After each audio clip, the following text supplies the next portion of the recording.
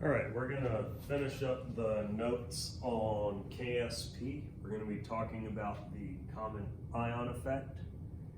And what the common ion effect says is when you dissolve a salt into a solution that contains an ion common to the salt, then you'll reduce the solubility of that salt.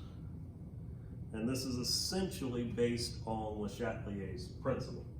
So for instance, if we were trying to dissolve some calcium hydroxide,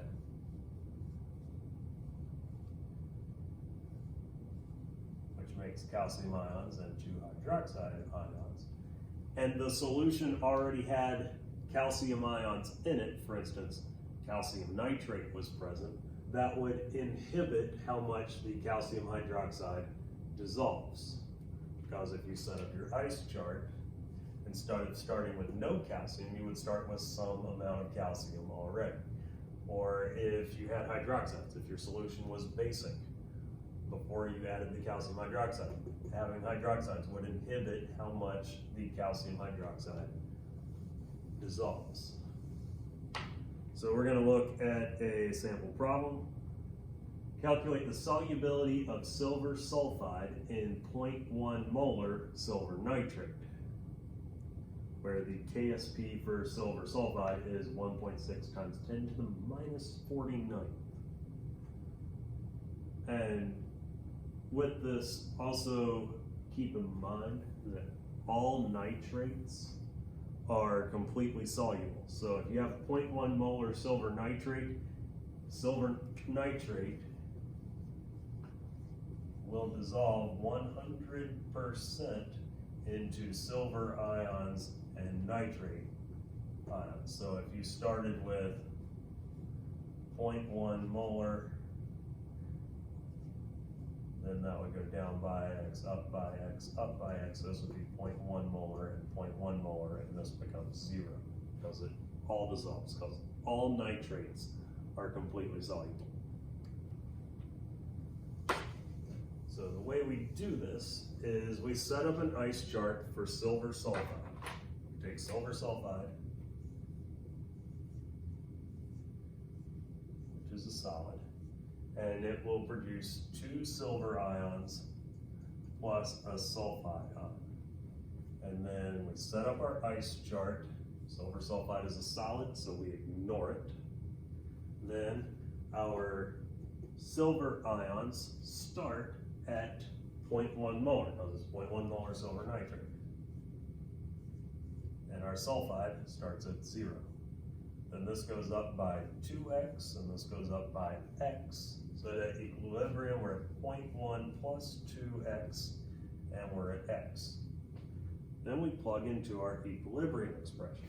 Our equilibrium expression says that KSP equals the concentration of silver ions squared times the concentration of sulfide ions. So when we plug in, we're going to have 1.6 times 10 to the negative 49 equals 0.1 plus 2x squared times x.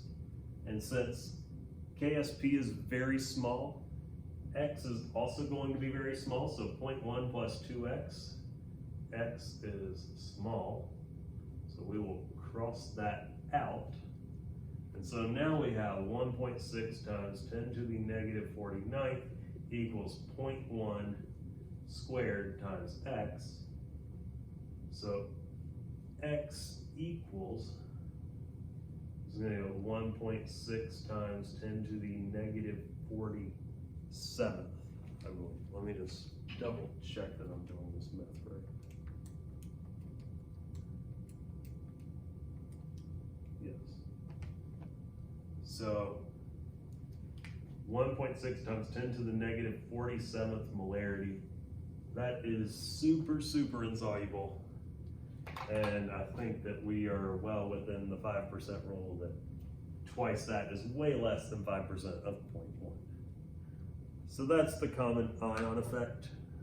Your X will typically be very, very small because these things are barely soluble at all. Now, if having an ion common inhibits how something dissolves, then if you take an ion away, that would increase how much dissolves. And you can remove ions in one of three ways. You can do neutralization, where you add an acid to a basic solution that will remove the hydroxides and make that base dissolve more, or vice versa. Precipitation. If you add lead nitrate to a calcium carbonate solution, the lead carbonate will precipitate out, removing carbonate, because lead carbonate is less soluble than calcium carbonate, and so it would dissolve more. We'll work through some examples of this later. And then there's a precipitation reaction, complex ion formation, where you form a complex ion, which removes it from solution. We'll talk about those later. But just keep in mind that if you take away an ion that's common to the solution, the solubility goes up. You're taking away one of these things, it becomes more soluble. If you add one of these things, then this becomes less soluble and shifts your equilibrium back to the reactant side. So the last thing I want to show you before you get started on some of your independent work is precipitation reactions. Precipitation is when you form a solid precipitate from a solution. So the steps to solve these are you calculate the value of Q. So you can solve your equilibrium expression with your concentrations. If Q is greater than KSP, then it's going to shift to the left, which is precipitating. And if Q is less than the KSP, then it won't. An example of that is on problem number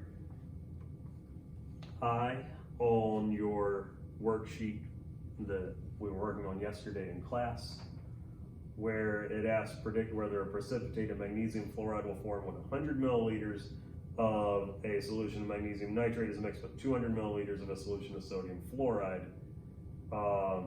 Calculations must be shown, and we're working with the KSP expression that's up here, the KSP that you've calculated. So you would just plug those concentrations of magnesium and fluoride into your KSP expression and calculate Q. Just keep in mind, if you add 100 milliliters of one thing to 200 milliliters of another thing, your concentrations will actually be reduced when those volumes mix. We'll work through some more examples of those.